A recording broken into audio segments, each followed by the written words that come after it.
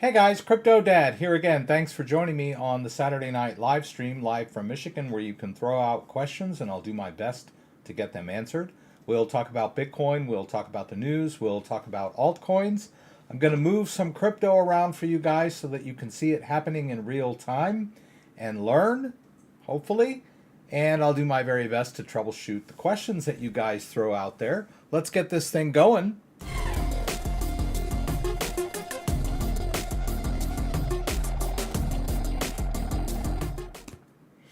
So welcome everybody. I'm here again with the rig and the lights and the microphone. Let's hope the mic is working. Let's double check that. Yes. Technical issues aside, I think we're in good shape tonight. I've been tweaking around with everything. Hopefully everything is functional. So thank you everybody for joining. Let's jump over here and see what's going on the big board. There's a few people joining in. Barbara K is here. Thank you for joining us again, Barbara. That's always nice to have Barbara here. Kenneth Wiedner, I hope you have pronounced it right. Dan is here. Todd was here earlier, said something that Dan, I think it was something about sitting back and kicking back with the CryptoDad while doing something illegal, I think. Let's see, Frank Rodriguez is here, Amsterdam, Holland. Always nice to have regular viewers here every week. That's wonderful. Hey, Peter. Hey, Rick B. So let's jump in. I'm going to pop out chat so that I can put it over on my other monitor and kind of keep an eye on what you guys are talking about so that you guys don't have to look at me looking at it. And let's see. Let's take a look at where the current price of Bitcoin is. We lost 40. I'm going to talk about that a little bit in the market breakdown. But at the moment, according to Crypto.com, one of our sponsors, we're just over 40. It was just a couple of minutes ago was 40,100, just slightly over. So I like to check the latest version of, wow, somebody is spamming the heck out of us. Dan deleted him. I'll just hide him from the channel forever. Crypto.com is a great place to check the latest prices of all your favorite coins right from your phone. You can trade cryptocurrency, buy, sell. You can deposit and withdraw crypto. It's a fully functional cryptocurrency exchange, and you can also stake crypto. And then if you have the metal Visa card, you can spend your crypto in the real world. It's pretty easy to get. You just stake a little of their native token, CRO, and you can get yourself one of their secured credit cards. It's more like a secured debit card, really. And you can fill it up, right? As you can see down there at the bottom, my Crypto.com Visa card has a balance. And I used to pay for Netflix. We paid for a bunch of stuff when we went to Comic-Con with it the other last weekend. I also use it to pay for Spotify. So when I pay for Spotify and Netflix every month, I get a full 100% rebate back in CRO coin, which is pretty cool.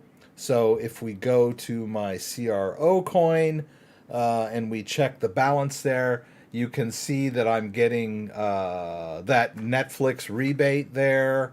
And let's see, there's probably a Spotify rebate on there somewhere. I'm sure there are. I get a lot of bonus referral awards too.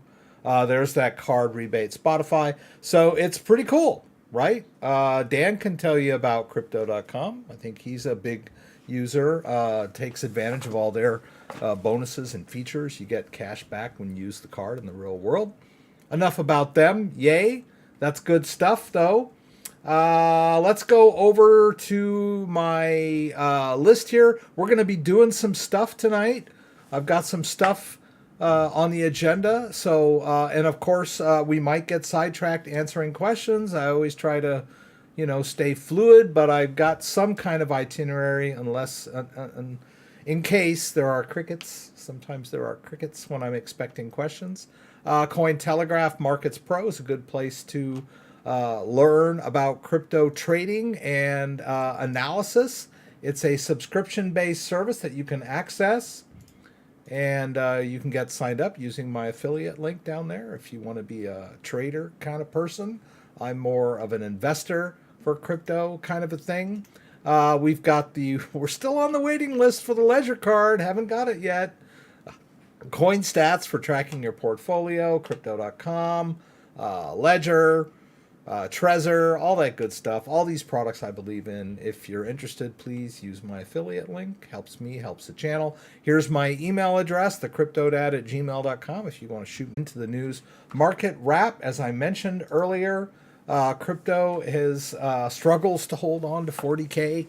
Took a dive, I don't know, because of the Fed, something the Fed said. It's kind of weird that the Federal Reserve Board Chairman causes the price of Bitcoin to fluctuate. But that's the reality now. See, crypto has made the big time. Declined as much as 4% in the last 24 hours. We were up around 43 a couple of days back, and we've since taken a little dip. So, and that's kind of been the story all day, today at least. Not much going on, right? Bitcoin's just kind of treading water around 40,000. So we're not sure. Yeah, there's a little volatility decline because there haven't been a lot of big movements up or down, really. We were at 48 a couple weeks back, and everyone was thinking we were going to break out. Didn't happen. Hit that 200-day moving average, and now back down to around 40, and then back up again around 43, and then back down to 40. So here we are. This is the market, and here's a pretty good analysis of what's going on in the market. Like I said, it's linked down below. But not everything is treading water. Monero is kind of on a tear. Monero is a privacy-based coin. We don't talk a lot about Monero on the live stream. I have done a couple of Monero videos on how to purchase Monero and put it in your own wallet. A little difficult to purchase Monero anonymously, but once you buy it and put it in your own wallet, it cannot be traced, right? So we'll try to buy a little bit of Monero and put it in our own wallet tonight. There are a lot of pitfalls to dealing with Monero wallets. Your virus protection and your malware protection do not like Monero. They think it's a virus, or they think it's malware, because there are so many hackers out there that are infecting people's computers with the Monero wallet in order to hijack their processing power to mine Monero. Right, so it's sort of treated as malware. So it's difficult to configure on your own computer because your malware and your virus protection object to it. You have to whitelist it and do all kinds of stuff. But anyway, they're looking at a hard fork coming up. I should say I've been through a few Monero hard forks. They don't split. If you remember back when Bitcoin Cash split from Bitcoin, you doubled your holdings, right? Even though Bitcoin Cash didn't hold the price of Bitcoin, it was worth something. So, but Monero doesn't work like that. When Monero does a hard fork, they don't they don't fork off, right? They just upgrade the software. The hard fork is just a big jump from one version to the next, but you don't gain anything. Your Monero doesn't double, right? And you don't end up with two types of Monero on these hard forks. But it's a big upward. There's a upgrade in the Monero ring size. For those of you not familiar, Monero has a signature scheme called a ring.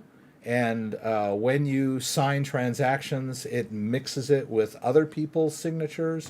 So no one can track you or trace you. Everything is obscured on the Monero network. It's all done through cryptography. It's really amazing work. right? And Monero has been around for a while. They're upgrading the ring size from 11 to 16 to increase its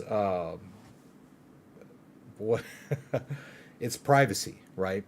So that's really exciting. And then there was also a thing called kind of a Monero bank run because the exchanges, because of the nature of Monero, there's really no way to track it on a blockchain because of its nature. So the exchanges can claim they have as much Monero as they want, right? Because there's no way to verify it.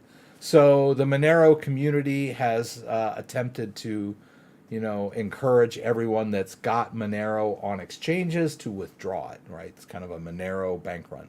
And I guess this is helping the price of Monero. So, we're looking at a 10% rally over the last 24 hours, 22% over the last week for Monero. So Monero is on a tear, right? Interesting coin if you're into the privacy. Now we're going to talk about some stuff that's kind of controversial. I hope you guys will bear with me here. I don't know what's going on in the chat window, but something. I'm going to put hello. Maybe I'm talking to myself. I don't know what's going on. The chat window just kind of died on me. Let's go back over here. I wasn't getting any updates on the chat window. Well, there we go. There we go. Let's pop out chat one more time. Yeah, that massive spam guy just kind of messed everything up for me. La la la la la la la. So wow, that's cool. How do you like Michigan? I like Michigan. Michigan's great. Although it snowed last week, it's 80 today, and I believe it's supposed to maybe not snow on Tuesday and Wednesday, but get down to freezing again. So my wife she loves snow, but she's ready to put her plants back outside, and she can't do it if it's going to freeze. So she's still waiting. Hey, CryptoDad and Dan, are you guys interested in the auto staking platforms like Sphere, Tiano, Sappho? Some real good opportunities, truly insane APYs. Haven't looked into any of those in particular, but I am going to talk a little bit about PancakeSwap, who have just upgraded some of their pools, and the price of cake tokens are also doing pretty well over the last few days. And I'm assuming it's because of those new pools. So let's go back to the news. I'm not quite done with the news.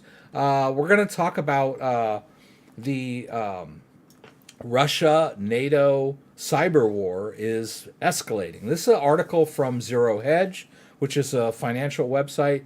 Actually, this is from someone's blog, but it is very well researched and referenced, right? There's a lot of links to all of these things.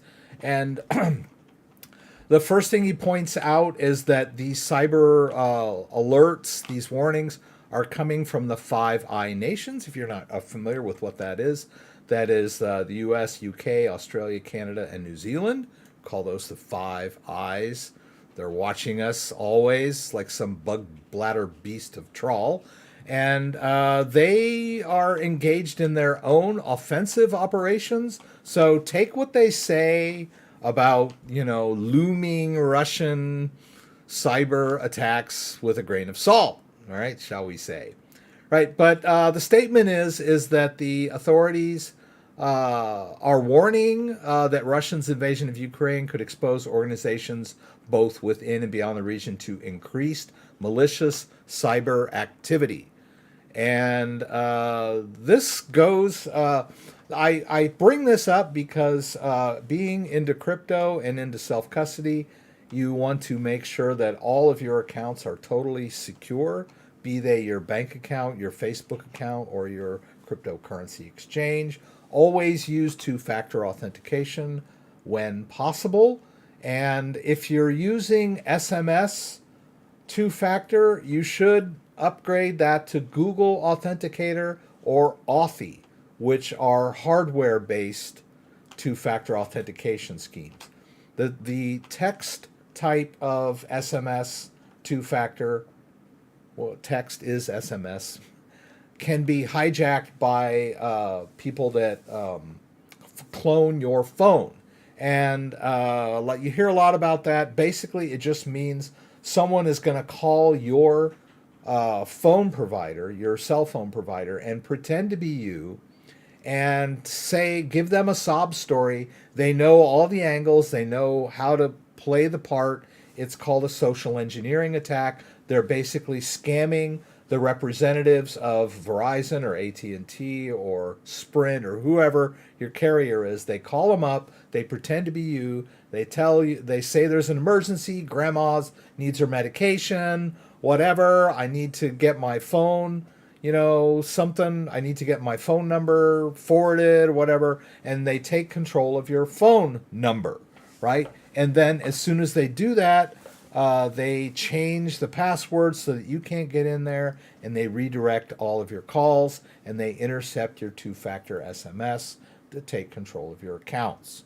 I know it's complicated, but these are the kind of things we need to be aware of in the world of cyber threats, right? Always use two-factor if you can, and if you're using two-factor, it's better to be using Google Authenticator or Authy. I've got some great videos on how to set up Google Authenticator and stuff like that, right? So expect cyber attacks in the near future against critical infrastructure. And then also some of these attacks have been going down in Latin America, attacking government agencies and financial institutions. The war in Ukraine has become the biggest cyber war in history, because under the hood of what's going on the ground, so to speak, there is a cyber war. Russia is attacking a lot of Ukrainian websites and infrastructure, ATM networks, that sort of thing. And then the other side, which we don't hear a lot about, are also attacking Russia with their resources, right? So this is the biggest offensive and defensive cyber war in history, right? We're witnessing it. We're experiencing it right now. So you should be aware of it, right? And this could have an effect on the financial system, right? We've got fake news and bank runs, European Banking Authority warning about a risk of fake news triggering a run on European banks. We don't want that, right? When everyone runs to the bank and starts trying to withdraw their money, banks fail, right? So careful what you read, right? And let's see. This article points out that cyber attacks were on the rise long before Russia's invasion of Ukraine, right? We've had the ransomware attacks of the Colonial Pipeline, and then those sort of things have been going on for a while. So is the U.S. infrastructure at risk? We don't know for sure. But this is a quote from the Jen Easterly, U.S. Director of Cybersecurity and Infrastructure. We have to assume there's going to be a breach. Well, that kind of lays it out there for you, right? There's going to be an incident. Bum, bum, bum. Right? Now, I don't want to get into conspiracy theories, but they've just quarterbacked this not too long ago. Let's see, where was that? They did a big simulation. Participants in the collective strength simulation included treasury officials from Israel, blah, blah, blah, blah. So basically they did a simulated cyber attack, and they discussed a range of policies responding to the simulated crisis, including coordinated bank holiday, debt repayment grace periods, swap repo agreements, and coordinated delinking of major currencies. Right? So they just played this game. And now they're telling us that we should be expecting an attack any day now. So maybe they're the ones that are setting all this up. We don't know. Right? But prepare yourself, brace yourselves for a new world of cyber attacks and cyber information warfare. In addition to that, use your critical thinking skills. let's see. The U.S. intelligence agencies are not exactly the most reliable sources of information. Intelligence officials already told a big porky when they recently warned Russia might be preparing for use of chemical agents in Ukraine. As it turned out, they have no evidence. They were apparently just trying to deter Russia. This is part, the recent NBC News admitted they're deploying declassified intelligence as part of information war against Russia. The administration has done so even when the intelligence wasn't rock solid, officials said, to keep Russian President Vladimir Putin off balance. In other words, they lied, right? So we heard these stories about Russia was going to use chemical weapons in Ukraine, and they were BS, total BS, right? And they piped it out on the news, and everyone was scared. So take what you hear with a grain of salt. Use your critical thinking skills. And then I'm also going to point out this article. It's listed again. We talked about it a few weeks ago. Improve your security, lower your chances. Please don't get scammed, guys. Don't listen. I got a text. If I can show it to you on my phone here. Let's see if I can. I'm trying to do.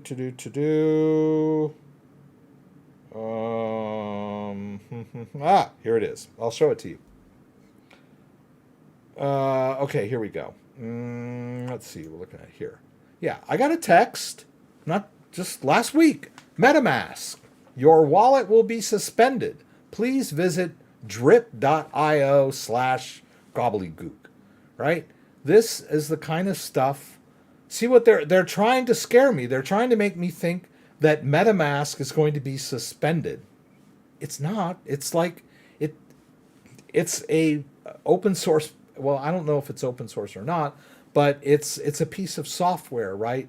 No one is going to suspend your non-custodial wallet, right? But these are the kind of tricks that they use. They want to scare people, especially people that are new to crypto and are petrified. Do not believe this kind of junk, because MetaMask will never text you and tell you that your account has been suspended. They're just trying to trick you into, whoops, what am I trying to do here? I'm trying to get out of this, right? They're just trying to trick you into giving them access to your account by explaining, oh, their tech support, and just give us your recovery phrase and we'll make sure that your wallet gets emptied out, right?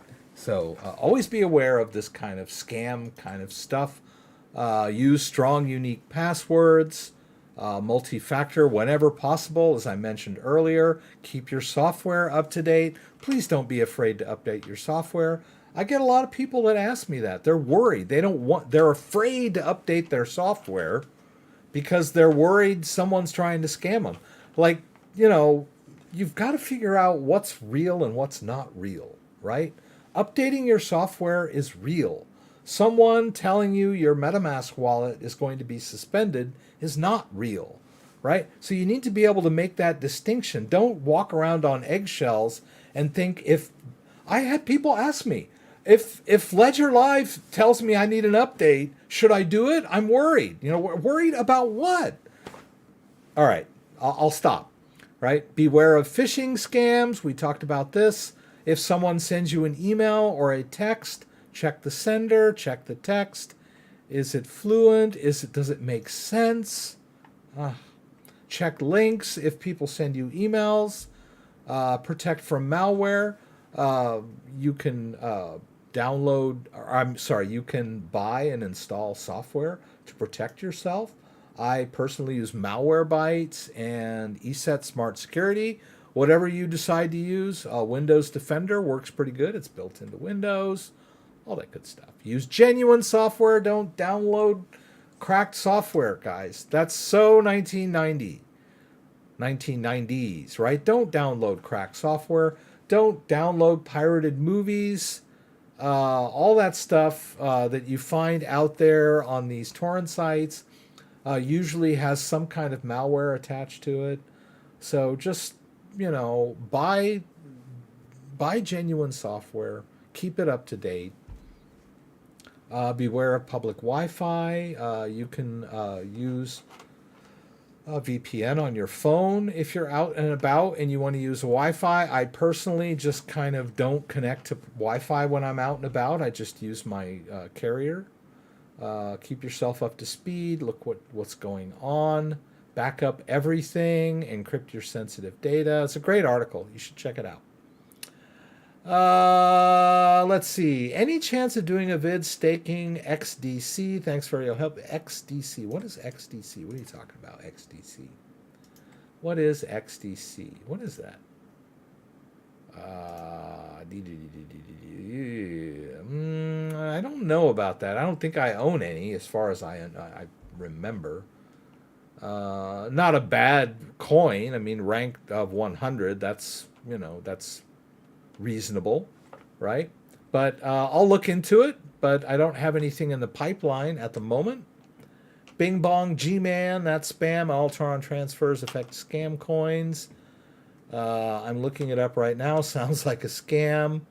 Maybe it didn't approve on Ledger. I just moved some stablecoin onto my Ledger on the Tron network, and for some reason I got 350 TRX Twitter Classic. Is that normal? If you are running a Tron wallet, you're going to see all kinds of airdrops. You're going to get airdrops everywhere, right? If you've got an Ethereum wallet, there's going to be all kinds of airdrops. Most of the time, they're not malicious. They're just anybody can make a coin on the Tron network or the Ethereum network. It's not rocket science. Most of them are just trying to get traction for their coin, and it's usually just some rinky-dink coin that wants some traction, and so they give out airdrops of their coin. But they're not going to do anything to your wallet unless you interact with them. And even then, it's not really going to do anything. But a lot of just don't go buy more of those coins, right? Most of the time, there's like scam coins that appear in your wallet and you might think they're worth something. And so you run out and buy more. And then you find out you can't sell them, right? That's usually how these scam coins work. They've got a contract address that won't allow you to transfer them or trade them or whatever, and they make you think, but they will allow you to buy them, right? So a scam coin in your wallet isn't really going to do anything. Like for example, if we take a look at my, and they're everywhere, right? They're just a fact of life, right? Let's look in my Soulflare wallet. If we look in my wallet, I believe there's a few, yeah. So I got some Sol in a wallet, and I've got these scammer token. I don't know what scammer token. Beware scam. To scam. Scam token. Please ignore. I don't know who puts these titles on them. I wouldn't think the scammer would say scam token. Please ignore. But I just ignore them, right? Just ignore them. They're not going to hurt you. Just don't play around with them. Really, don't don't swap any of your real tokens for these scam tokens. That's what they're just trying to get you to do. All right, so yeah, I mean, just having them in your wallet isn't going to do anything. I've never had any problem with it. Okay, so let's see. How do I regain my dot coins on my ledger, please? When I try to get my balance, a ton of codes come up. Please, any help? I'm not sure what you're doing, but the first thing I would do would be to open up Ledger Live and make sure you're running the latest version of the Polkadot app. If you've created a Polkadot wallet, if you're using like the Polkadot website to access your DOT tokens through your ledger, then make sure you're running the latest version of the DOT app. It needs to be updated frequently. Let's go ahead and launch Ledger Live. Ledger Live is our software that we use to manage our Ledger devices. I've got a Ledger Nano X here. I've got a Ledger Nano S Plus here, and I've got a regular Ledger Nano S right here in front of me. So let's just jump in and just do the the basics, right? The first thing we do when we launch in to Ledger Live is we see a portfolio showing the US dollar value of all of our tokens that are being managed in Ledger Live. There can be tokens that are on our, we call it on, but it's not on. Nothing is on the device except keys, right? The crypto is out there on the blockchain. But what I was going to say is there could be coins that I am managing with this device that are not showing up in Ledger Live that have to be managed with third-party wallets. Monero being one of them, Terra Luna being one of them, Avalanche being one of them. Although there is a little bit of overlap because like Polygon is now supported in Ledger Live. So Polygon, I used to only be able to see it in MetaMask, and now I can see it in Ledger Live. But there's not a whole lot of functionality for Polygon in Ledger Live. But so we look at our portfolio, we can go to our accounts. Atom is still apparently not working right in Ledger Live. I guess they're working on that. But we can manage our Atom in Kepler Wallet, which is a great wallet, right? Just because you can't use Ledger Live does not always mean that's a bad thing, right? There are really good wallets out there that can take advantage of the Ledger device that are better than Ledger Live, right? There, I said it, right? I don't, MetaMask is one that's very useful and powerful. A lot of people don't like MetaMask. They're worried. They're afraid. But I use MetaMask a lot. There's Terra Station. There's the Monero Wallet. There's Kepler Wallet. All of these wallets are very good ways to manage the assets that you have stored. Well, not stored, but the private keys stored on your device, right? So don't freak out if you can't use Ledger Live, right? All right, so we've looked at Ledger Live. We're running the latest version because we don't have an update bar. But if we had an update bar at the top, we would run that. We can always go double check, right? Let's go to About, and we're running version 2.4.0.4, right? That's the latest version, right? And then we need to go over to Manager and connect our device and just double check to make sure we've got the latest firmware and we've got the latest version of all the apps, right? So I'm going to go ahead and do the Ledger Nano X first. We'll go ahead and enter our PIN. All right, we'll do it that way. There we go. That's what I get for having an 8-digit PIN, right? But I know it pretty well, I guess, I hope. I feel like I just misinput something. Nope, I got it. All right, so we enter our PIN, and then it should say Allow Ledger Manager. Let's see. Let's bring this guy in close.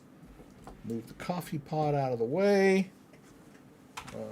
Adjust the focus here. There we go. Yeah. We're going to allow Ledger Manager on the device. This is just, whoops.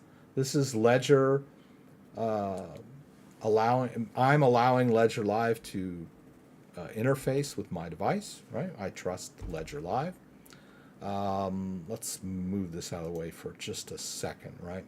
So there, I'm running the latest firmware. If you're not, update your firmware, right? And I'm also up to date on all my apps. Otherwise, it would say apps need to be updated, right? So once you've done all that, you're in good shape. So if you have the Polkadot, make sure you're running this version of it, right? The latest version of the Dot app is 12.9180.0.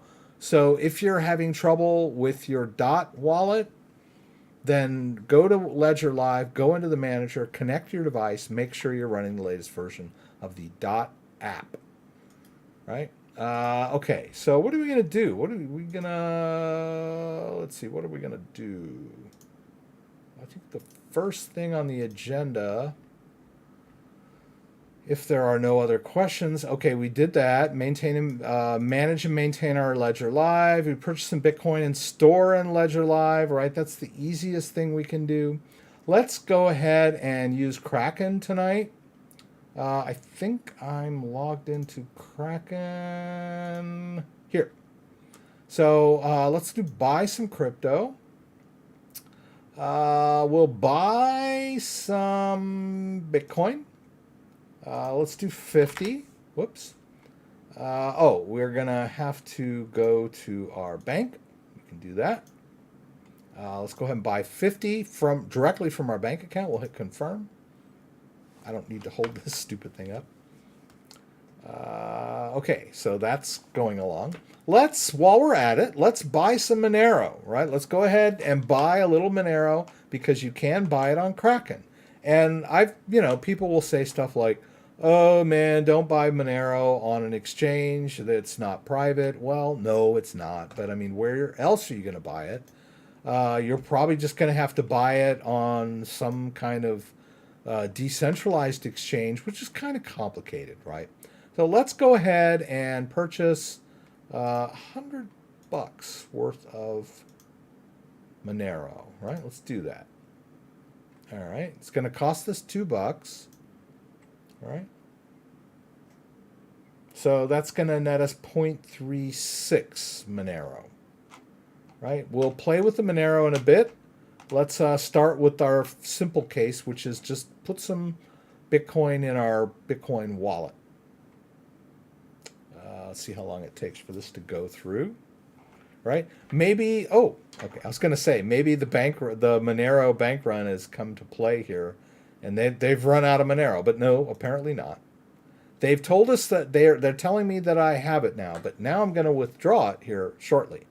But let's start with the Bitcoin. We need to go over here to Ledger Live. We're going to go to our Bitcoin account. You can have multiple accounts in Ledger Live. You can also use multiple devices in Ledger Live, right? It just you connect a device and add an account, and then you can have multiple accounts connected to different devices, right? Because I think we did that last week. We've got this Bitcoin Ledger S account that we created by connecting the old the new Ledger Nano S Plus and choosing add account, right? So a lot of people ask me that, can I manage more than one device in Ledger Live? And the answer is yeah, no problem. It's real easy. So, but this account is associated with my Ledger Nano X. Let's do a receive, and then I'll go ahead and verify it. So when we hit continue, it's going to say open up the Bitcoin app. So we'll hit both buttons to do that. And then it's going to show me a Bitcoin address on my device. And it's also going to show it to me on my screen. They should be a match, right? So we see there, that's the Bitcoin address of my ledger. And this is kind of a fail-safe. You can get the address. Ledger Live can give you the address without having the device attached. But when you do it with the device attached, it's just it's a confirmation that the account matches the device, right? A lot of people, when they do this, they'll get, oops, something went wrong. And that means that the device, there's a mismatch, a hardware account mismatch, right? That can happen, right? So this is a good way of just double checking that everything's good with this. We'll hit approve. And I already got that address in my clipboard. So let's go back over to Kraken. Let's go to funding, and we're going to do a withdrawal of our Bitcoin. And we're going to whitelist that address that we just got from our ledger, because the ledger gives me a brand new receiving address every time I want to transfer some Bitcoin into the ledger, right? That improves privacy. So let's add a new withdrawal address. We'll just paste that in here if I can do that. Oh, this is the description, pardon me. We'll put the address in here. Let's just call this one Ledger XD. I don't know. because to make it something new, because I know that I've added other ledger addresses before. We'll hit that. It's going to send me an email. Let's go check our email. We can get that. Let's switch over to the CryptoDad. We should get that here. Oh, okay. Yeah. Okay, there it is. The address confirmation of the withdrawal address. Right? Address is approved. We can go back to our account. That's them making sure it's me, right? That I have control of this email address. And I logged into this account with two-factor authentication, right? So where were we, right? We were here. We were going to do a withdrawal of the Bitcoin to our Ledger Nano XD, right? The Ledger XD. That's the new one that I just put in there. I'll go ahead and do it all, right? If you're new, please do a small test before you transfer huge amounts of crypto from an exchange to your wallet, right? I don't want to have any sad stories. No more sad stories, right? Small test transactions. Withdraw, we can do that. Easy peasy, all right? So that's going from Kraken to my wonderful self-custodial Bitcoin wallet, which I can manage in Ledger Live, and which is the private key for this wallet is stored on this device. We're not really using the security of the device. The only thing we did with the device was just verify the receiving address. If we were sending crypto out from our wallet, then we would need to unlock that transaction with the key, right? Or confirm the outgoing transaction with our key. When we're sending Bitcoin into the wallet, there's really no reason to, have security bar against receiving Bitcoin, right? Anyone can send me Bitcoin. I'm not worried about people sending me Bitcoin, right? I'm just worried about Bitcoin going out of my wallet. So that's what the device secures, right? Outgoing, right? But we'll just wait a couple minutes. We'll probably get an email from Kraken telling us that our withdrawal was successful, something of that nature. We can go back over here. It says it's initiated. So I believe it takes a minute or two to go from initiated to pending. And then from there, we'll go to completed, right? And then it will show up in our wallet. Sometimes it shows up in the wallet even before Kraken tells me that it's outgoing or whatever. So we might see it in the wallet shortly, right, before Kraken knows that it's gone. It's always fun. Yeah, so I mean, that's just the simplest use case that I can think of for crypto. Buy some Bitcoin on an exchange and put it in your own wallet, right? It's what we should all know how to do easily.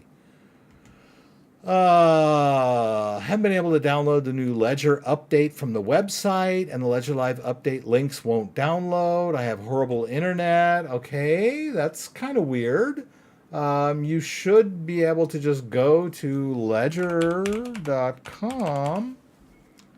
and go to, and I hate the way this device is black and it covers up these black menu items. Who designed this? All right. I don't want to be a web designer, but I know when something is like difficult to deal with. All right, so we just download the app. If you have a horrible internet connection, maybe you could go to a friend's house or the library. I think you can download stuff at the library onto a flash drive, right? So if you just download the installer and you're at the library or whatever, just drop it onto a flash drive, right? Easy. It's just it's just an installer, right? And then you can bring that installer home to your computer that has the crappy internet connection and run the installer from there, right? Or, I don't know. I will not tolerate a bad internet connection. I mean, that's like my first priority in my life. When we moved here, the first thing that I was like, turn on the power, turn on the gas, and call the internet company and get the best connection I could afford, right? So I cannot tolerate a bad internet connection, and I hate it when the internet goes down, right? But like I said, if you can't get the installer downloaded, go download it somewhere else, right? Go to the Starbucks, right, on your laptop, and download the installer and throw it on a flash drive. And then, just that, it's not going to infect your crypto by downloading the installer from your laptop. If your laptop doesn't have any crypto on it at all, you're just going to ledger.com and downloading an installer and putting it on a flash drive, right? And then just go home and run the installer from home. Right? Anyway, there's always ways around bad internet, right? Okay, so did we get that crypto? Did we get the Bitcoin? It might be a while. Who knows, right? Kraken, let's see what Kraken is telling me. Let's refresh here and see if I can. Okay, so now it says pending. All right, so we made a little bit of progress. Let's sync one more time, see if we can get something to show up in the wallet. I just want you to see it show up in the wallet. I mean, I know it will be there, but, I know it's nerve-wracking when you're waiting for crypto to show up in your wallet, right? But it will. I'm. And if you're like, oh, did it work or did it not work? I can just do another receive. And say I don't have my device, and that is the address they just gave me, right? It's not going to generate a new one until some more crypto comes into the wallet, right? So I can just double check on Kraken. I can click on this and okay, there's the address. That's the address, right? So it's off, it's pending, it's going to the same address I'm seeing in Ledger Live. Everything's fine, no reason to panic. So you can confirm all this stuff. All right, so what else were we going to do? We're going to do other stuff tonight, right? Good stuff. Purchase some Bitcoin. Okay, bought some Monero. Good, we did that. And we'll talk a little bit about UST, but I'll go ahead and let's do the Monero real quick. Now, if you want the Monero wallet, you need to go to getmonero.org or Monero.com. Yeah, it is. Okay. This is the Monero wallet right here. If we do something silly like Monero, Monero.com, I don't know if this is a good wallet or not, but the Monero.com is not the home of the real Monero wallet, right? This is the Monero homepage. It's got the Monero logo on it. It's called getmonero.org, right? We go to downloads and we can download the wallet. It has all of the tools that you need to verify. You've got an installer. Let's see. They've got the verify. They give you the hashes. It's like really, you really need. It's a big rabbit hole if you're going to do something serious like Monero, right? It's a little more involved than just like doing Bitcoin, right? So Monero, you're going to have to educate yourself a little bit on how you verify these downloads. And then once you get the Monero wallet installer downloaded on your computer, and you might get through the install, you might not. You might get a virus alert while you're trying to install it. You might get a virus alert when you download the installer. Your virus protection might tell you that the installer is malware, right? Or you might get it downloaded and get it installed, and then when you try to run it, your virus protection will tell you that it just blocked it. It happened to me, right? Today, when I was trying to run the Monero wallet, I had to whitelist a bunch of like Monero stuff. So it's not for the faint of heart. And it is scary, you know, like when you get an alert that tells you that it's malware, you get afraid, you know. So, but I've done it so many times, I know it's not. Right, so let's take a look here this is what we get when we first install the Monero wallet, right? We're going to create a new wallet, create wallet from hardware, open a wallet from file, restore wallet with seed. This is pretty standard stuff. But we're going to change the mode.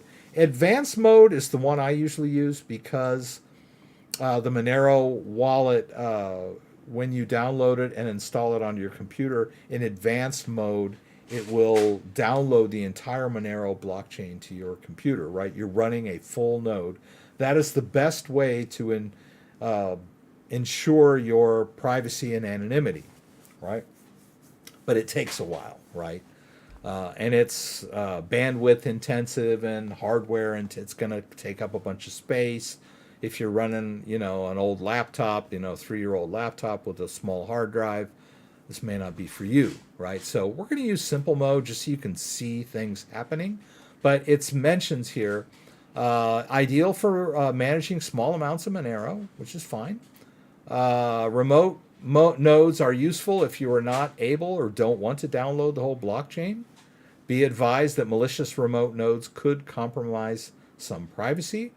They could, track your IP address, track your restore height and associated block request data, and send you inaccurate information to learn more about transactions that you make, right? So we're going to go ahead and do it this way just so you can see it happening. Let's go ahead and go over to Ledger Live and download the Monero app onto our Ledger Nano X. Right, so we can play around with the hardware-based Monero wallet. my son's over there doing something. I don't know what he's doing. Let's see. I don't think I have it installed. Let's double check. I don't think so. Right, so let's get it installed. Right, and let's turn this thing on over here. Right. We're at the home screen. We're going to hit install. We should see a progress window on the device. There we go. Loading, please. And okay, there we go. Now we got the Monero app. So I'm going to get out of the manager. Right, let's go ahead and enter the Monero app. Let's get in there. All right, Monero is ready. All right, so now let's hit next, and we're going to create a new wallet from hardware. Right, we're going to take advantage of our Ledger device. Right, we want the Monero private key on our device, so it's more safe and secure. Right. All right, let's call this one Ledger X new. Right, I already had one. All right, it's going to store this. It's going to store this on my computer in documents. Just the data, right? The data, right? It's like the public-facing data. The private key is still going to be on the device, right? Now it says choose your hardware wallet. We're going to use a Ledger Nano X. Pardon me. The Plus probably will work. Maybe not. Actually, it may not yet. They may not support the Ledger Nano S Plus yet, because I tried to use my Plus with the Monero app earlier and it didn't work, even though it was a restore of my Ledger Nano S. So now I kind of see why, right? We're going to create a new wallet on the device. All right, we'll hit create wallet. Okay, there. See, it wants me to export the view key. I'm going to do that. We'll hit accept. Off it goes. Okay, I'm going to create a password. Let's do that.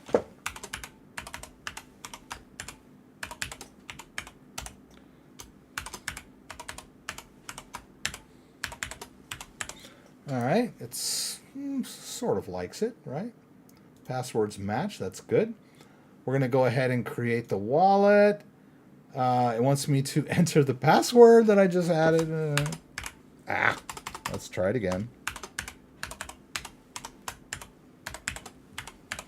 And before I hit OK, I want you to look at the device, and I want you to see what the device is going to do here. There. It wants me to export the view key again. All right, I'll hit accept. There it goes. The daemon is syncing. This was the...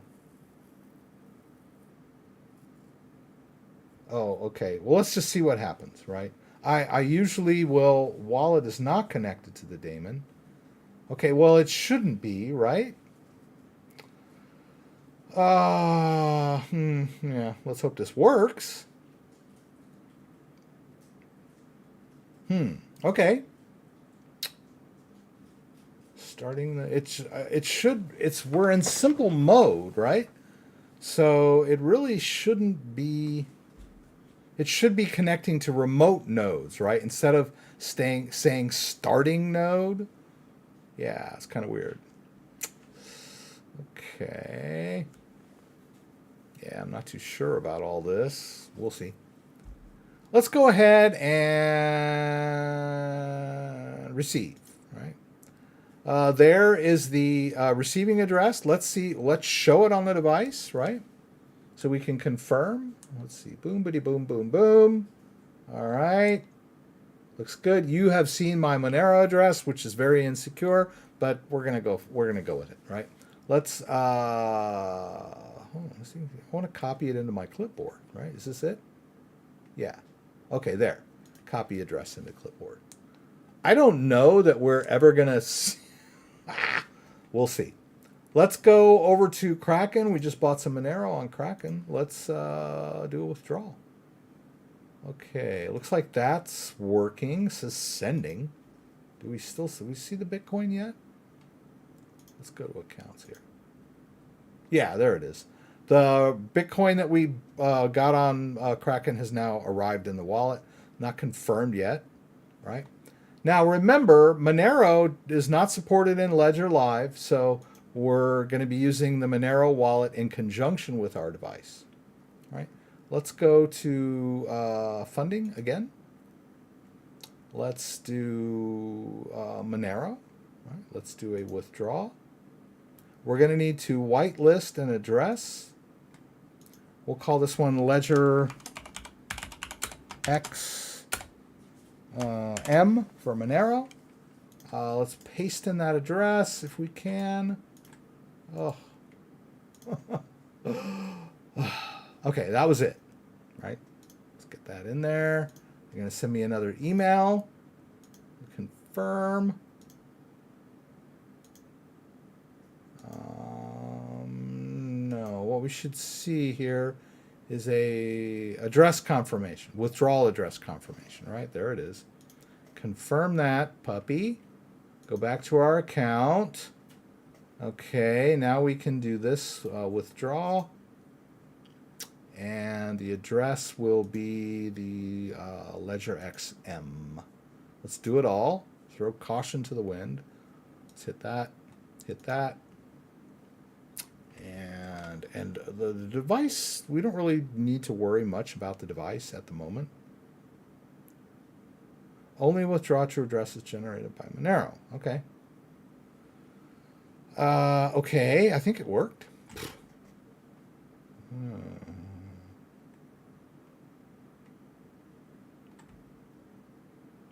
Maybe they don't give us much information about it.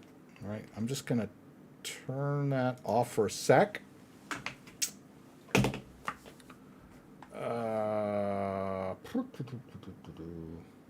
Deposits and withdrawal. I should see something over here, right? I should see something over there. Right, there it is. All right. So it's been initiated, right? And it should be going over here. I don't know if daemon failed to start, right? Oh, well, look. It says that it's synchronized. That's good. Oh, it says that it's connected. That's good, right? We're all in good shape.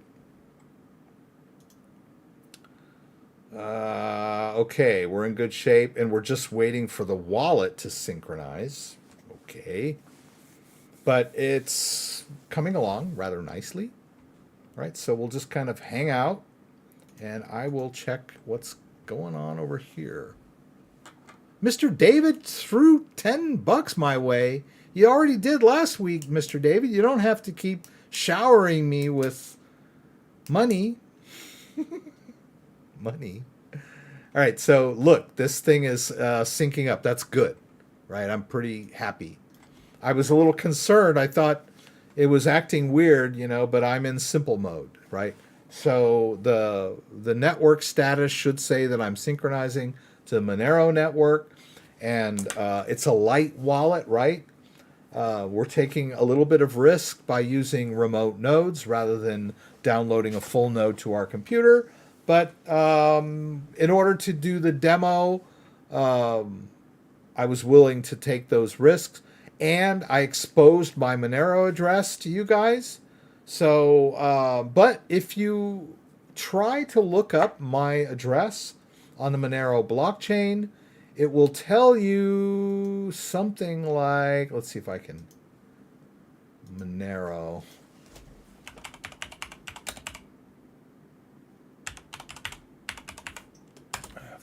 There's a Monero Explorer. Right, if I try to search, it might say, for a moment there, it seemed that you were trying to peek into this Monero address. No, it really looks like you were, like trying to check out this dude's balance. Well, Monero says no. It's pretty funny. That's pretty cool. All right, let's see what we got here. Yeah, so we're still pending on that Monero withdrawal. We got our Bitcoin, right, in our wallet from our purchase. So let's go and do some of that other stuff while we're waiting for that Monero. I wanted to talk to you guys about UST. UST is rather difficult to deal with, right? Because if we buy some UST over on Binance, which we should, like some TerraUSD, and we try to withdraw it, we can only use ERC20 or BEP20 or Binance Smart Chain, which is currently unavailable, right? So neither of these are native UST. And the one that's cheaper is not available right now. So I had some trouble. We tried to withdraw some UST last week or the week before, and we got it withdrawn, and it was in our wallet, but Terra Bridge did not recognize it. So we were not able to convert it into proper the UST that we could put in our Terra Station wallet, right? In order to utilize UST and earn interest on it and passive income, we need native UST, right? We need to be in the the Terra Station wallet, right? So let's go back here. Let's see if I don't think I have it pulled up right now. So let's just check it out real quick. Right? In order to manage Terra and UST and Luna, we need to have native Luna and native UST. All right. So in order to take advantage of all the options, we need native UST, right? So we can't get it on Binance US. We can only get ERC20 based Luna. I'm sorry, UST, the stablecoin, or BEP20 based, which is not working right now. So what do we do, right? We can't get it. We can get it on, actually, we can get it on Kraken, right? Kraken sells it. So let's do that. Let's buy a little UST. Let's buy $50 worth of UST. Terra USD, right? And let's use our bank. And we'll do 50. Yeah, so Kraken is doing a pretty good job of supporting a lot of these chains, right, that we can't access through Binance US or Coinbase, right? You can't buy UST on Coinbase either, right? But you can buy Luna, but you can't buy native Luna. You can buy wrapped Luna, which you have to convert, right? So we got cost us a little bit. Okay, we're okay with that, but not as much as I didn't look at it, but it didn't cost us $2. I got like close to 50. That was pretty good. The cheaper fees for UST. Now let's go over to our wallet. Here is the address of our Terra Station wallet. There's our native UST. Let's copy this address into our clipboard. Let's go back over to Kraken. We'll go to funding. We'll go down to our UST. Let's do our withdrawal here. Actually, I believe I have already... Oh, okay, I guess I haven't yet. I thought I had. I guess I had done Luna before. Let's add an address. We'll call this one Terra Station.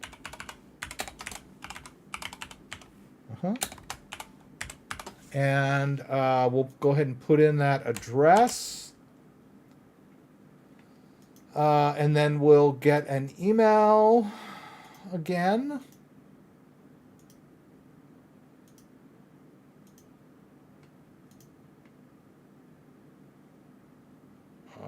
Okay, we're still waiting for that. There. We'll confirm that withdrawal address. We'll go back to my account. And now let's go ahead and do that withdraw to our Terra Station wallet, right? Let's go ahead and do it all. We'll hit withdraw. And that should start. Let's check what's going on the Monero wallet. Hey, look, we got our Monero. Pretty cool, right? So I skipped the part where I downloaded the Monero wallet, right? I told you where to go to get it. Wherever it is. Where were we? Maybe we did it over here. No? Here. Here. Yeah. So on the getmonero.org is where you download the wallet, right? You're going to have like quite a thing to get it downloaded and installed and get past all of your anti-malware, right? So, like for example, in Malwarebytes, I had to go to let's see if I can show you where it is.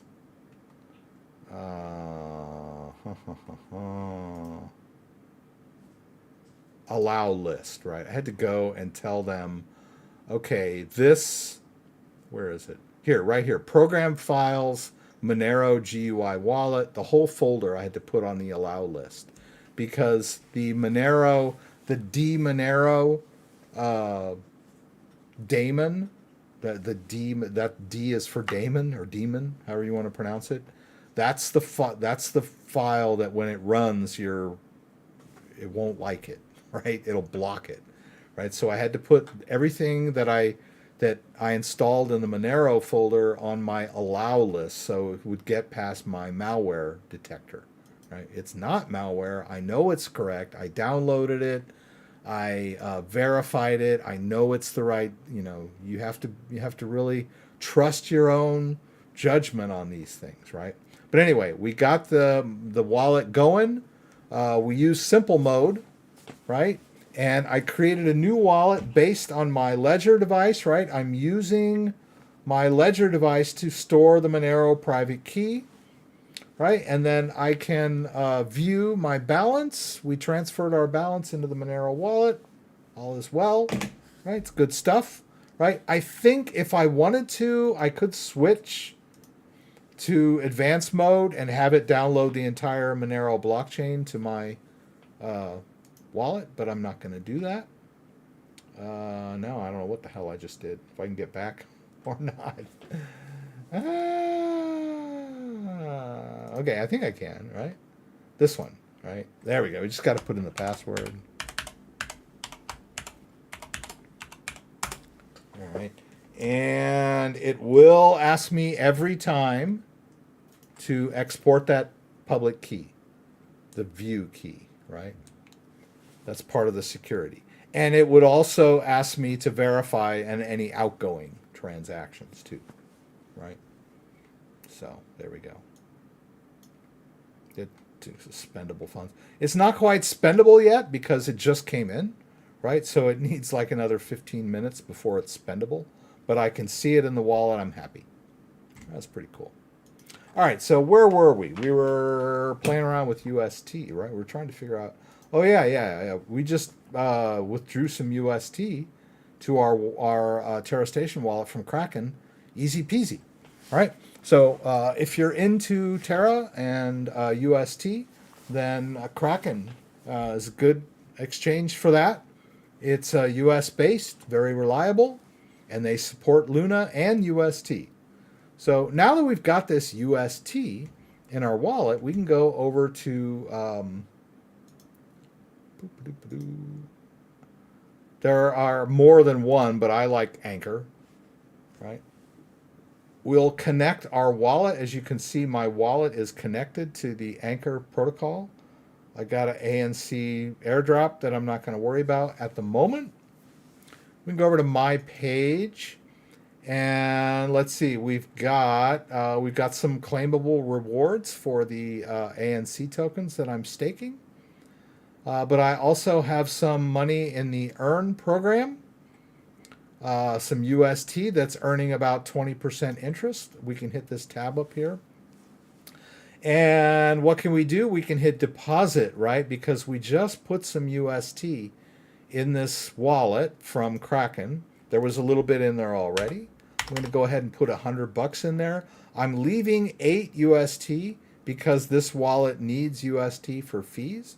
Not a lot, but some, right? Now, in order to do this, I need to get into my Terra app, right? The Terra app is going to authorize that. So let's get out of Monero. Let's go over to Terra, right? Let's hit both buttons. All right, the Terra wallet is asking me to post this transaction, right? Wants me to confirm on my ledger device. There it is. Because I'm basically withdrawing UST from my wallet and depositing it in a smart contract. So I need to authorize that with my device, right? So here we are again using the ledger device for Terra, using the Terra app with a third-party wallet that's much more powerful and flexible than Ledger Live, right? I can't do any of this in Ledger Live. Right? So now I've just put another $100 in here in my savings stash. I'm earning about 19.5% interest per year, APY. That's pretty good, right? Much better than a savings account at a bank. Much better than a treasury bond, right? Good stuff. All right. So that's one way to earn passive income. If we go over to B Assets, you can see there that I have some claimable rewards because I have some bonded Luna that I have in Anchor, right? I'm no longer borrowing anything against it, right? I've got some bonded Luna and I've got some bonded Ethereum, but I'm not using any of it as collateral for a loan, right? So it earns interest for me. I'm going to go ahead and claim those. So we'll hit claim there. That's 23. I think that's about 2 weeks, right? We're going to confirm this in our ledger, right? Wants me to view the transaction. Let's go over here. There we go, sign transaction. So I just claimed some UST that I'm earning from my bonded at any time if I want to. So it doesn't require like unbonding period or anything. And I think there's two ways. I think if you give it 21 days, it'll give you like the full amount, right? But if you want it right away, you can just trade for it. And I don't know, you might lose 25 cents or 50 cents or whatever. It's not bad, right? It's, as far as I'm concerned, it's immediately convertible. Okay, let's turn that guy off. Let's go check PancakeSwap, unless there's any questions. Let me just see. Does anyone know if it costs much to buy BTC using the ledger? What would be fees like on $100 worth? Okay, we talked about this a lot. A lot of people, they think that when they're using Ledger Live, that they're buying it on the ledger. You're not, right? The ledger is a wallet. Ledger Live is an interface to your wallet. If you go over here to buy, sell, and you want to buy some Bitcoin, you will need to sign up for a third-party service, right? You're going to be buying it on Coinify or on BTC Direct or on MoonPay or on Weir, right? There is no such thing as buying it on the ledger, right? There's no free lunch, right? If you want to buy Bitcoin using Ledger Live, you will be doing it using a third party, right? There's no like, I'm going to use my wallet to just magically buy Bitcoin. It doesn't work like that. And all of these guys have their own fee structures, right? So I don't really know what their fee services charges are, but it's not free, right? You're going to pay a little bit of fees when you buy Bitcoin. On the average, I would say on $100, you're looking at between $1 and $3, right? Or more, who knows, right? Same if you go buy it on Coinbase. The cheapest thing to do is buy it on Coinbase Pro. $100 worth of Bitcoin on Coinbase Pro. They'll charge you 0.5% if you buy it on Coinbase Pro, and then a small transfer fee to get it from Coinbase into your wallet. I will say that when you use these in conjunction with Ledger Live, it is kind of idiot proof in that it does go directly, when you make your purchase, it does go right into your wallet, right? It's kind of like you don't have to worry about that whole transfer step, but you're still paying fees, right? And I'm sure they're charging you some kind of withdrawal fee under the hood that you may not be aware of, right? They might call it a service charge or whatever, right? But there is no free lunch, right? If you're going to buy Bitcoin, it is going to be on a third-party exchange somewhere, a centralized exchange, through Coinify, BTC Direct, MoonPay, Weir, or you could buy it on Coinbase, Coinbase Pro, Binance US, Kraken, KuCoin. All of these places you can buy Bitcoin, and they all have their own like fee structures, right? But like I said, on the average, you're looking at about $1 to $3 in charges to buy $100 worth of Bitcoin. That's kind of a general rule to use. You know, if you want, you can shop around for the cheapest way to buy Bitcoin. But for me, dollar here, dollar there is not going to kill you. Buy $100 worth of Bitcoin, bite the bullet, pay the fees, and invest in your future. That's my theory, right? Now, a couple weeks ago, we tried to withdraw some Bitcoin from Binance US, and they wanted to charge me $23 withdrawal fee on $50 worth of Bitcoin. I'm not going to go there, right? I'm not saying just like throw caution to the wind. I'm just saying don't like freak out over $1 here, $1 there, right? But be mindful, right? Don't spend $20 making a withdrawal. Okay, Adam and Osmo are both down pretty significantly compared to when I first bought them a couple months ago. But yeah, most of the crypto market seems to go up and down and tread water lately. Barbara K. Somehow I turned on caps on YouTube and can't turn them off. Anybody know how to fix this? That's funky. That's funny. I don't know, Barbara. If it were me, I would reboot my computer and start over.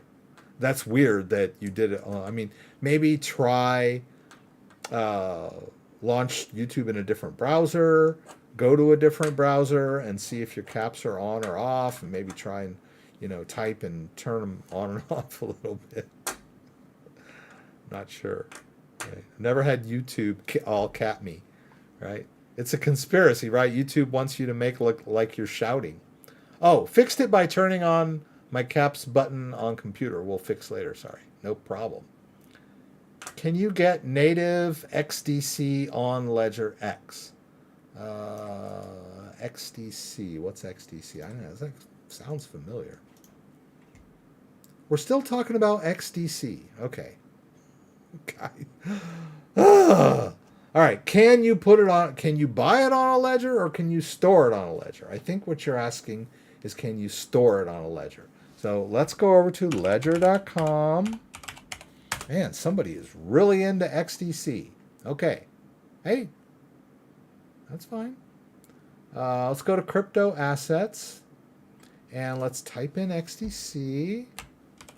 All right, there it is. Okay, it looks like it's an ERC20 token. So yes, you can store it on a ledger. Let's go over here to CoinGecko.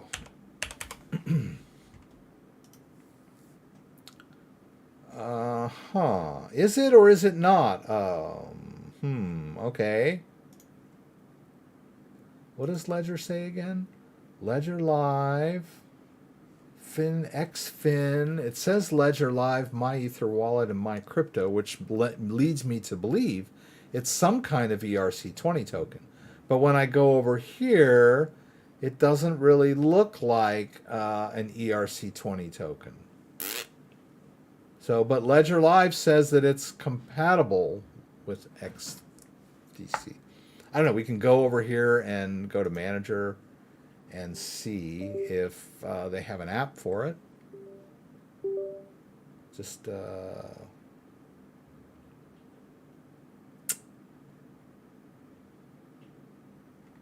okay. Let's see. XDC. Okay. So it's telling me that it's an ERC20 token. Although it looks weird that it's doesn't appear to be an ERC20 token because it doesn't have like a contract address over here. I don't know. Don't know enough about this coin.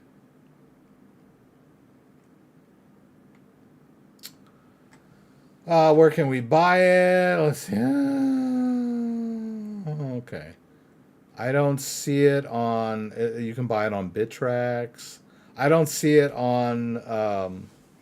okay, I could get it on KuCoin. Let's see. Let's see what it looks like on KuCoin. Okay, there it is. Okay, so they do have their own mainnet. Withdraw to a wallet address, the XDC network. Yeah, that's kind of weird. Yeah, I don't know why Ledger Live says it's like compatible when it's got its own network. I would probably stick to... What are we doing over here? Let's go over here and look at their wallet. Okay, let's see. With the Access My Wallet... Oh, okay, I'll bet that if you use your Ledger... Why won't it let me choose one? Maybe it's because I'm not in the... you most likely need to be in the Ethereum app to make this thing work. Let's try it again. Huh, okay.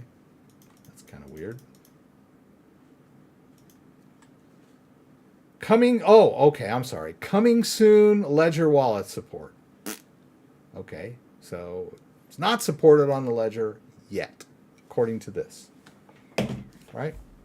I would assume that there'll be an XDC app for your ledger device, and then you can use this wallet in conjunction with your ledger. Right? In the meantime, you've got to like create a seed phrase and store it that way, which is not ideal, but it's doable. Or just leave it on the exchange.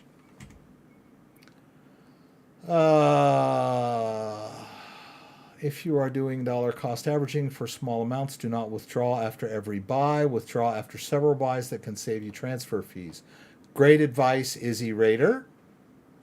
XDC, send 50 cents. But I will do that because I end up paying a lot more in a small amount. Thank you. That's true. Yes. Okay, Binance US, you can buy Bitcoin at a 0.1 fee, and the transfer is 0.05 Bitcoin, approximately $20, right? Yeah, you can buy it cheap, but the transfer costs a lot, because I think what Dan was telling me is that Binance US has a flat Bitcoin withdrawal fee, which is around $20. So if you just bought yourself $50 worth of Bitcoin, probably not going to want to take that $20 hit, right? You might want to wait till you got like a couple $100 worth of Bitcoin, and then it might be worth it to use that $20 flat fee to get it into your wallet, right? But I still think it's cheaper on Coinbase Pro, right? In the long run, right? Because if I buy it on Coinbase Pro, and I don't have any in here, I think they don't charge that much of a withdrawal fee. This is just like a small amount. Oh, this is deposit? What did I do? My bad. Withdraw. Okay, so it looks like they're not going to charge me a network fee. Either that or it's so small it's not showing up. I don't know. But if you deposit money in crypto and in Coinbase Pro and you trade for Bitcoin, I think they just charge you 0.5% of your purchase. So on a $100 purchase, it would be like less than $1. Although Coinbase Pro is a little more difficult to use, right? I wanted to show you guys PancakeSwap before it got too late. Let's go over to PancakeSwap, because PancakeSwap has some new pools. Let's do this. Oh, and I saw somewhere that MetaMask was down, or if we go here and we look at let's look at it here. If you're on the Ethereum mainnet, apparently MetaMask was down, and part of that was because they use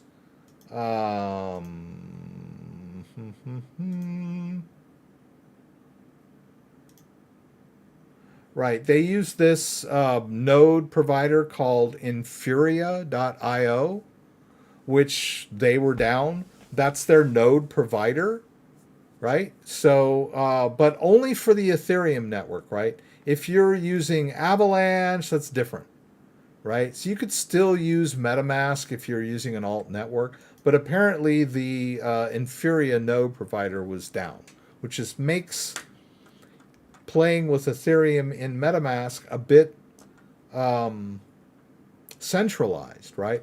But there is a company called Alchemy, and there's other companies like this, that will allow you, they also have Ethereum node, right? So you can create a free account on Alchemy and then use Alchemy as your Ethereum node, right? So if you see here, let's close this.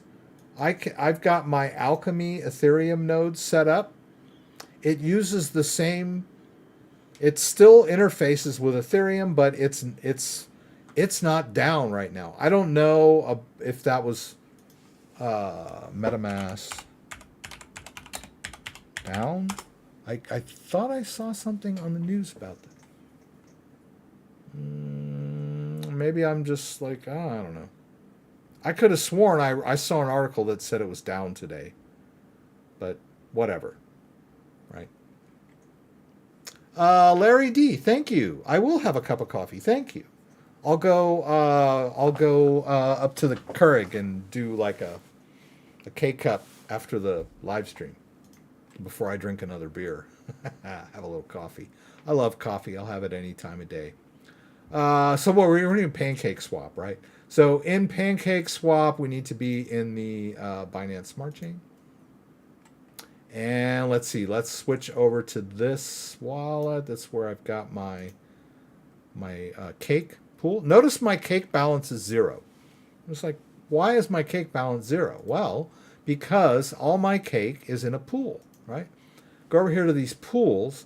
These newer version 2 migration pools, right? Which I migrated over to their latest pool for cake. Now they don't have the auto cake anymore. Remember, if you recall, I was in auto cake where it was automatically restaking all my earnings back into the pool. They don't have that anymore. But if you'll notice, I've earned like $35 worth of cake over the last like 3 or 4 days since this. I could swear let's say at least 3 days, right? It's been 3 days and I've earned like $35 in cake. That's pretty darn good, I think. And it was like over 100 when I first jumped in. So, but it's still better than it was in the earlier version. I think the earlier version was like 63. But you have to remember, you're getting paid in cake, right? And cake is up right now. It's almost $10, or it was earlier, but it had been down to around $6. So this $35 could just disappear pretty quick if you're not careful. So what can you do? Well, why isn't it showing in my wallet? That's funny.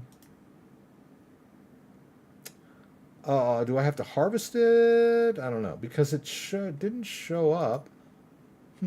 Okay. Still says 0 cake. That's kind of weird. I thought it was feeding into my wallet.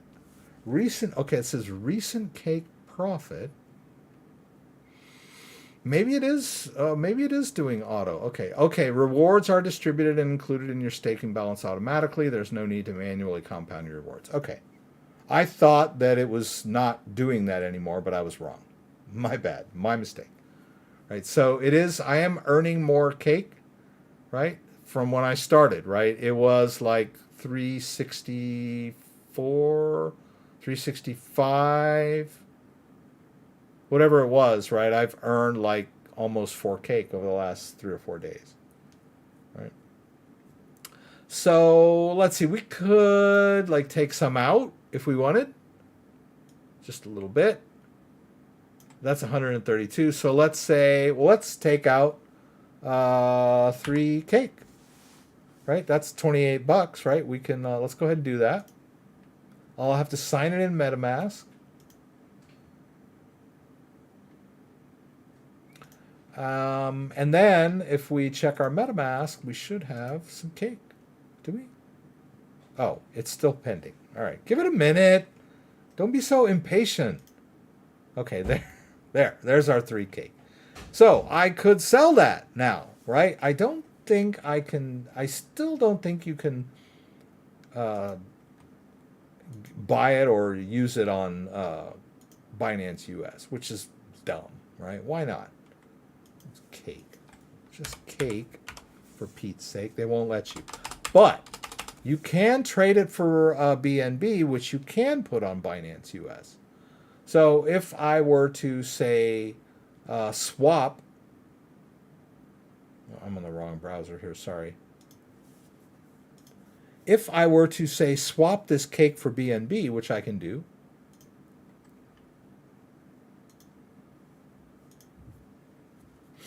let's see, let's reverse this, right? If we were to sell this cake, that's 0.06 right? And we could swap for BNB. What's that? 0.06 BNB. We're going to pay a very small fee. And then we could take that small amount of BNB and send it over to Binance US. Because Binance US does support BNB. It's the least they can do. All right, I'm going to deposit it. I'm not going to use BEP2. I'm going to use BEP20, Binance Smart Chain. All right. Copy that address into our clipboard. Let's go back over here. We'll paste in that address, right? And what was it? 0.06 BNB. Wasn't a lot, right? Confirm that. Off it goes. This particular wallet is not connected to my Ledger device. And there it goes. And now let's go over here. And we should get an alert shortly that we're going to be receiving some BNB. That's our cash out, right? There it is, right? So, and now I can trade this for US dollar, sell all my BNB, not quite all of it, most of it. Let's go back over here. Okay, there is our profit. What did we get? What was he? Oof.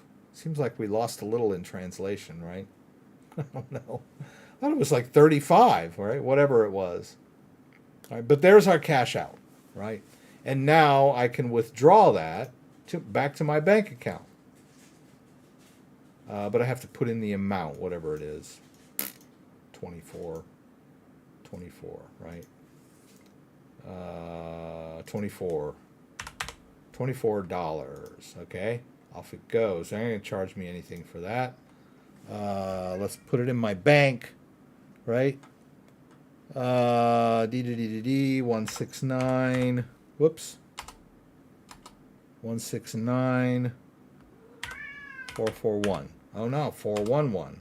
Oh, I'm never going to make this. Oh no, it's gonna. I think I did it. Okay. All right, so now I need to check my mail to confirm this withdrawal. Ooh, it's cuddly. Yeah. Hi, kitty. What do you want? Okay. Confirm my $24 withdrawal. All right. It's my disbursement. Let's confirm that. Oh, I hope I didn't reveal any.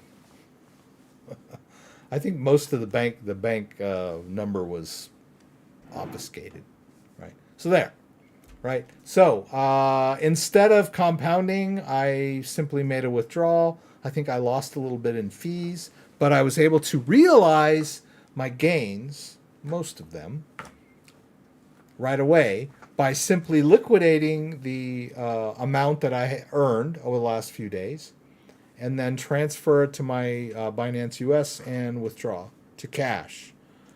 Trade to cash and withdraw to my bank, right? I could do that every week, right, if I wanted to. Just make it a weekly event, right, to save on those transfer fees. I could make it a monthly event, but you have to remember we're dealing with the price of a cryptocurrency called Cake, which fluctuates. Right? You have to keep that in mind when you're earning rewards on any kind of platform where you've got farms or pools, right?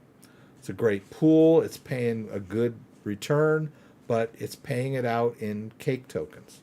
So if you want to stick, I've been using Cake and staking it for a while now. I feel comfortable with it, with just letting it compound. But if you're worried that, the price of Cake might go down, then just like cash out on a regular basis. For all you cosmonauts, if you would like to talk about osmosis between live stream, contact us direct email or ask for mine. Right? Anybody that wants to Talk with Dan about osmosis. Can shoot me an email. I'll forward the email to Dan, and then Dan can decide, if he wants to share his email with you. We'll do it that way, I think. It's probably the best way to protect Dan. Bitcoin is crashing. No, don't say that, Dan. How could you? Is it? Well, it's down. Yeah, it's down. Yeah. Let's look at our update. Yeah, we're down below 40. Bummer. Yeah, everything's down. I don't know what's going to go on with I've sort of given up on hoping that the market's going to go up, right? Just like go through the motions. Get what you can, right? Mr. David was asking something. Click on BTC with ever scroll down. I see some coins in green. Click on my last. My BTC is 700 plus confirmed. My link shows over 5 million confirmed. Have an idea. I don't. You sent me an email, Mr. David, and said that it showed up in your balance. I would leave it at that. I really would. I'm not sure why you're so concerned that you have 5 million confirmations on one transaction, but you told me that it's showing up. I only had 2. That's a fairly recent one, though, right? Let's go back to something from earlier, right? That one's like fully confirmed. 1,058. I'm not really concerned that it confirmed on the blockchain 1,058 times. I really don't care. It's in my wallet now and it's spendable. So just let it go. just let it go, Mr. David. It's like it confirmed many, many times, and like let Bitcoin be Bitcoin, right? It's spendable, it's in your wallet. So just let it go. Yes, you did email me and you told me that you could see your balance and you were happy, and I figured that was the end of it. But you're still talking about it. Right. But like I said, I can go to any of my thing, and there, 2,234 confirmations. Am I worried about that? No. It's in my wallet and it's spendable. So why worry that it confirmed on the blockchain? You know why? Is because that Bitcoin is constantly, every time new blocks get added, older blocks get reconfirmed, right? It's how Bitcoin works. So as your transaction ages, it becomes more solid or more confirmed on the blockchain, right? That's the immutable ledger that is the blockchain, right? But nothing is going to stop me from spending this Bitcoin. If I want to send all of it back to Coinbase, I can, because it's all available to me. I could confirm a million times. I don't care. As long as I have access to it, I'm okay with that. You like a clean house. Okay, well, okay. Clean house. Oh my goodness. Mr. David, come on. Why is this concerning you so much? You've been talking about it for like 3 weeks now. Yeah. It's normal. It's not hurting you or anybody, as far as I know. Yeah. The crypto house is not clean house. Oh my goodness. Yes. Like you might your kids. Mr. David and I have known each other for a long time. I can speak with him in the parental tone without raising too much ire.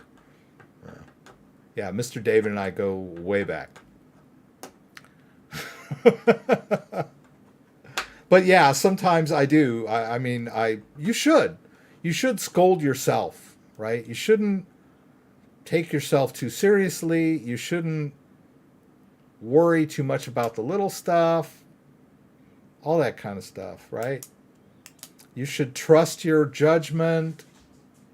You shouldn't question things you should be aware of, right? Don't second guess yourself. That's another good one, right? I try to be confident. There are times when I do something and I'm not sure if it went through or not. Just the other day, I was moving something from Osmosis over to Terra, and I thought that I was transferring it directly to my Terra Station wallet like this. Let's see. I was on Osmosis, and I was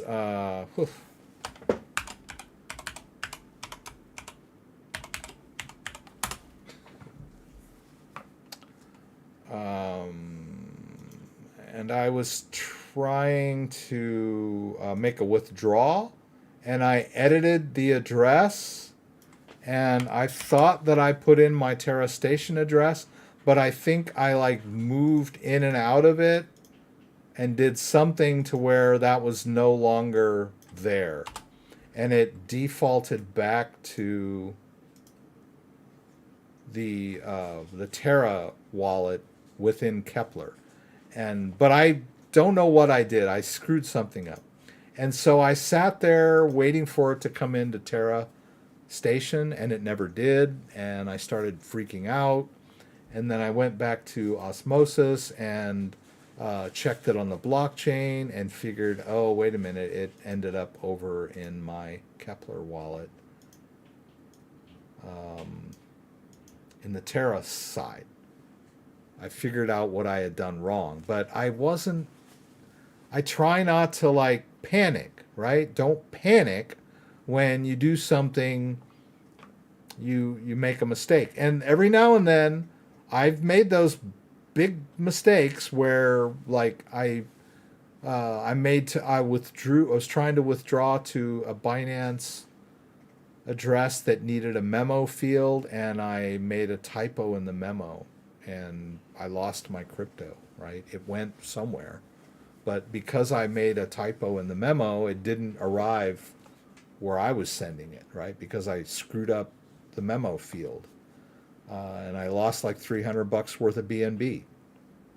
And so sometimes you have to eat those mistakes, right? It just teaches you to be more mindful and more cautious and more meticulous going forward, right? But there's no point in panicking or freaking out, right? You lose 300, you lose 300, right? Nobody likes to lose $300 because they made a typo, but it can happen. So, right? So yeah, I mean, sometimes I might kind of be condescending or berating. I don't mean to be, but you're right. It happens. Excessive confirmation seems like a structural waste of network's power assets. If 20 confirmations are required to be spendable, 200 is a waste. What am I not seeing? I don't know the particulars, but I believe that I'm just going to throw it out there that I think it has to do with maintaining the robustness of the immutable ledger. I know that sounds like a bunch of double talk, but I think it has to do with keeping the network robust and verified, right? It's yeah, but I'm not sure. I don't know. I'm not sure if that means that they continue to mine it or not. I think we're just talking about network confirmations. And that's really minor. I think that's when a node confirms a transaction, you get a confirmation. And there are hundreds, thousands of nodes on the Bitcoin blockchain. So I think when a node confirms a transaction, you'll get another confirmation. But that's different than mining, although I'm sure it requires some level of processing or hash rate, right? But I'm just guessing, right? Because, we're looking at these, we're looking at this one. This one is fairly recent, right? We're looking at one that's a little bit older and then one that's even older, and we see lots of confirmations. I think that just means that it's like each node that encounters this transaction gives it another confirmation, adding to the robustness of the network, right? As it propagates out to all of the nodes. But I don't think it's really anything to worry about. I don't know. I think there was like in my philosophy textbook, there was this chapter on the problem with induction, right? Let me see if it's I think it's a thing.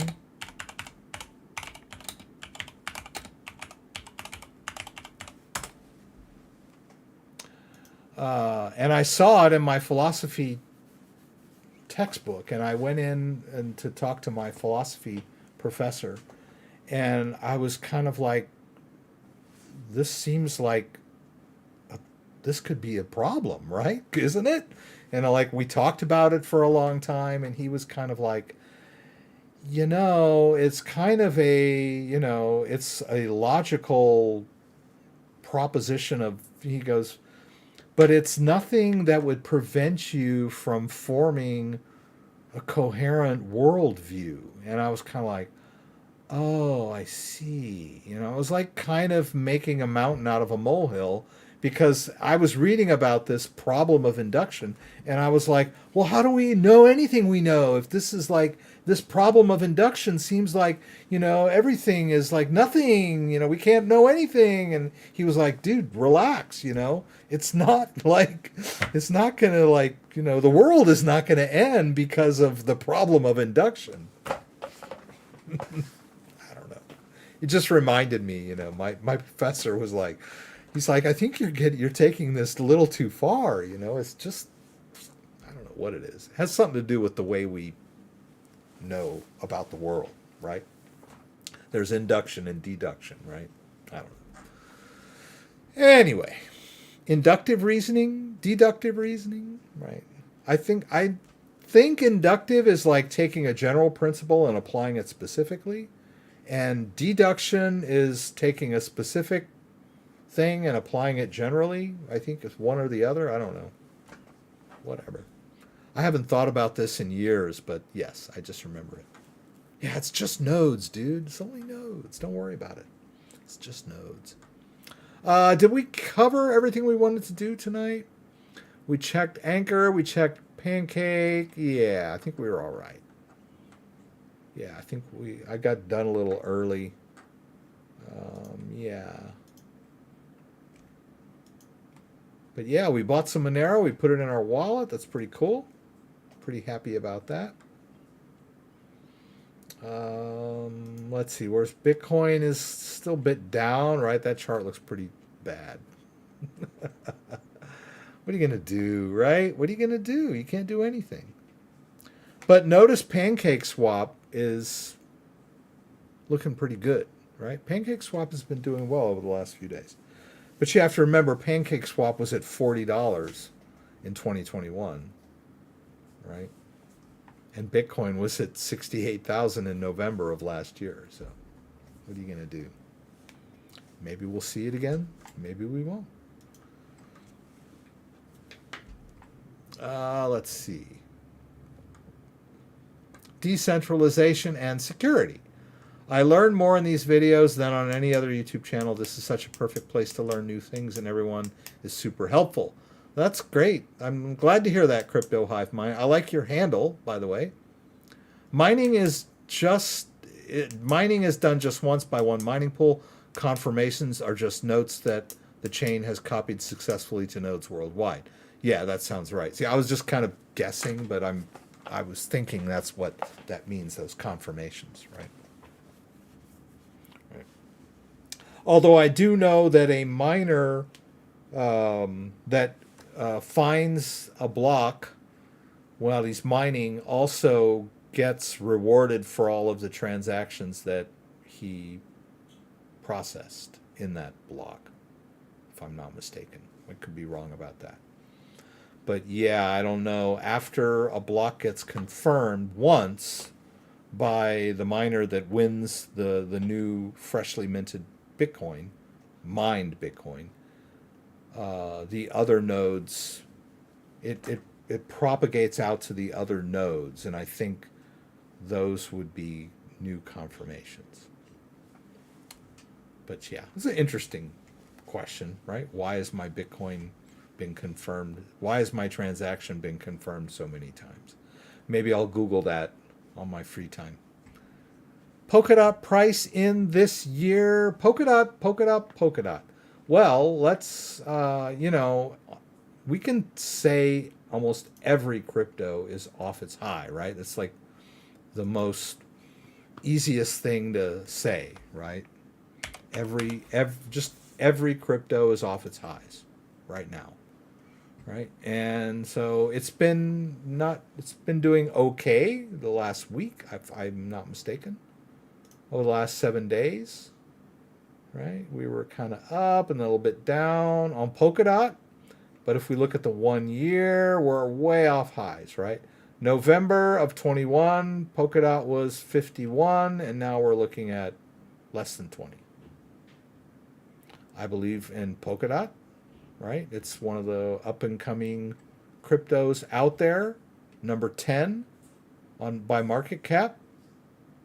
So, I really don't give investment advice here, but I mean, safe to say that just about any crypto right now is off its highs.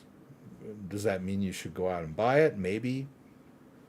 Could go lower. I don't know. I'm just saying they're off their highs. And if you believe in crypto in general, then, probably a good, if you want to invest in this. See there, that's my Malwarebytes complaining about my Monero communicating with the network. It does not like Monero or the Monero wallet at all. These are, keep blocking. It's just, and that's just the wallet communicating with nodes. Happens all the time when I'm running the Monero wallet. Right. Although it's probably better when I'm running a full node as opposed to simple mode. Right. But you have to kind of really trust yourself to run Monero, because it scares the hell out of you when they give you all these virus and malware alerts. You don't know, am I running the wrong version of Monero, the right version of Monero? You really have to be self-confident, when you're playing around with Monero, right? Because it's treated as a pariah on the net.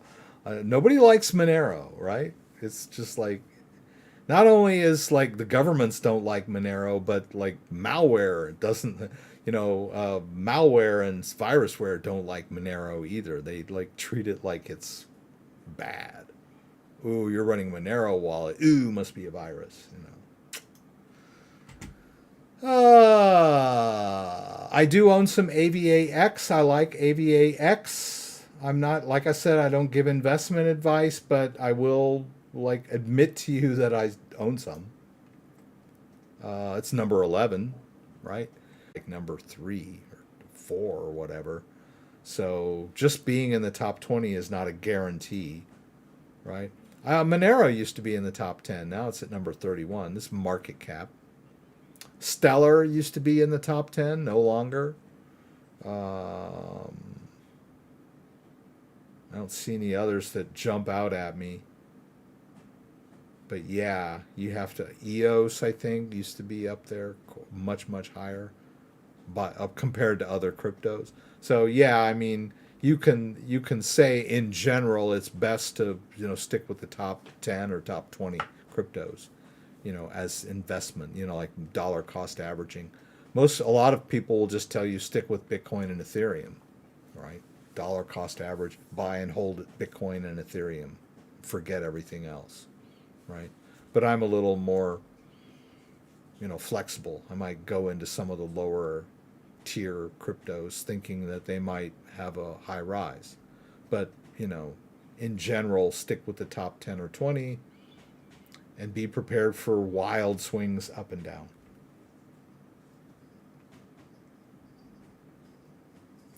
Yeah, I'm not. I mean, my view on Monero is that